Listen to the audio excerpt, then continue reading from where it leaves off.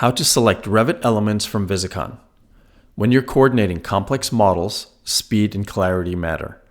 Visicon bridges the gap between model issue detection and resolution, so you can move from identifying issues to fixing them in seconds.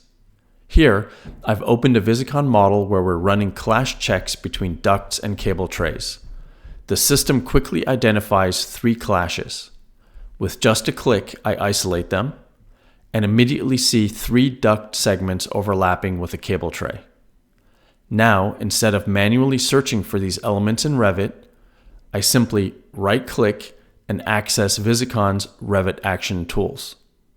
I select Create New View with Selection Box. Switching over to Revit, the elements are already selected and isolated for me. I can quickly expand the selection box to bring the cable tray into view. Now I can clearly see the clash location and resolve it immediately by adjusting the elements.